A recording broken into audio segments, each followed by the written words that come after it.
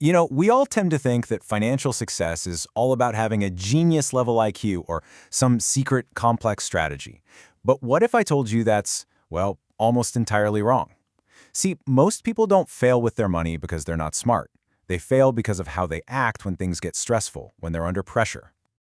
This single idea is really the key. It's not about what you know, it's all about what you do. What do you do when you're bored, when you're feeling greedy, or when you're watching everyone else on social media seemingly get rich overnight? At the end of the day, your financial success is going to be decided by your behavior, especially when things are uncertain.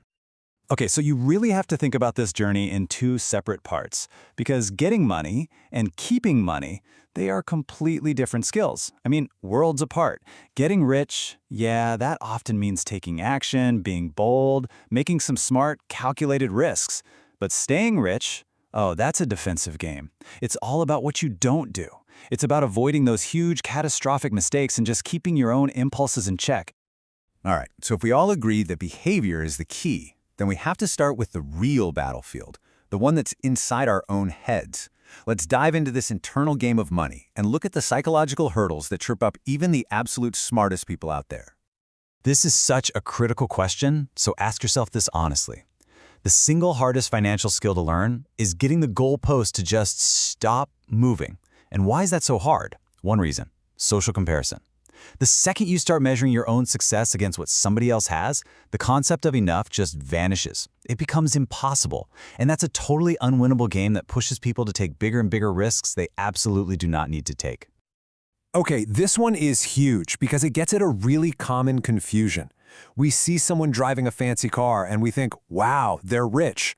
But true wealth isn't the car. It's the money they didn't spend to buy the car.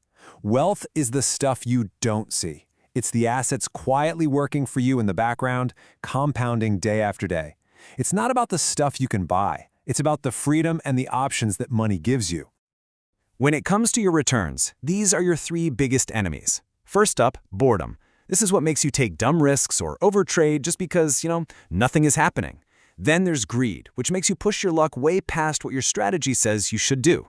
And finally, comparison. It makes you throw your own perfectly good plan out the window to chase whatever someone else is doing. The real fight every single time is with yourself. So knowing the enemy is one thing, but actually defeating it, that's something else entirely. So let's shift gears from just the mindset to actual strategy.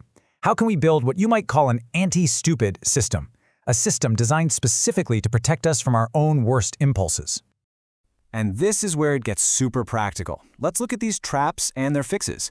You get that itch, that feeling that I need to do something, I need action? Well, the system fix is simple. If there isn't a perfect A+ setup, then you do nothing. No trade.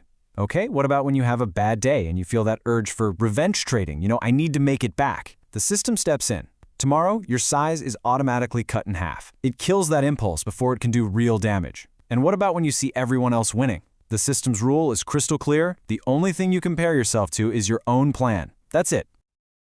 So many people get obsessed with chasing the perfect or optimal plan they cooked up in a spreadsheet.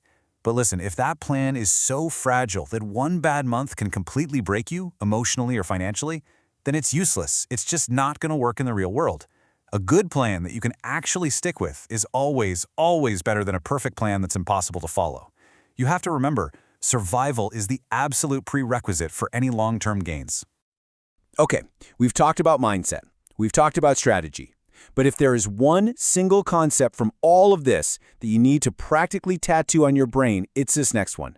This is the absolute non-negotiable key to success. Room for error. Now, this isn't about being pessimistic or overly conservative. Not at all. It's about being rational. It's simply admitting that, hey, the future is uncertain, and things can and will go wrong. It's about building a buffer into your plan, a gap that allows you to survive all the randomness, the bad luck, and the unexpected shocks that life throws at you without getting totally wiped out. And I really want you to think about this question for your own situation. Does your plan still work if you're just plain unlucky? Not if things go a little wrong. I mean really, truly unlucky. What if the market does the exact opposite of what you think it will for the next 6 months straight? Can your plan survive that? Because if the answer is no, then you just don't have enough room for error. So what does this actually look like in practice? Well, for long-term investors, it means keeping enough cash on the side so you are never a forced seller.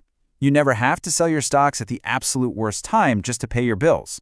For traders, it means your account can actually handle taking a siming on a position, or it can survive a big, painful drawdown without blowing up. And for your wealth in general, it means building a plan that doesn't need you to be a genius who can perfectly time the market. It has to work even if your timing is off. All right, let's bring this all home. We can basically boil this entire philosophy down into a really simple but powerful three-part mantra.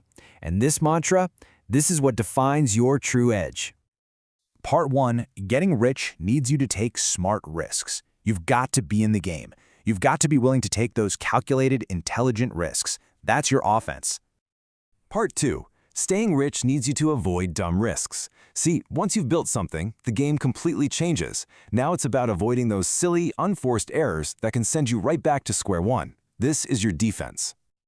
And finally, part 3, and this is the ultimate takeaway of this whole thing. Your biggest edge isn't going to be some fancy algorithm or a hot stock tip. It's your patience. It's your discipline with position sizing.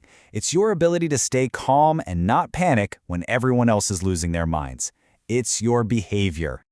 So I'll leave you with this one last thought to chew on. A plan that looks absolutely perfect on a spreadsheet is totally meaningless if it can't survive contact with the real world. You know, a world filled with fear and greed and just pure chaos. So ask yourself, is your financial plan built for a spreadsheet or is it built for reality?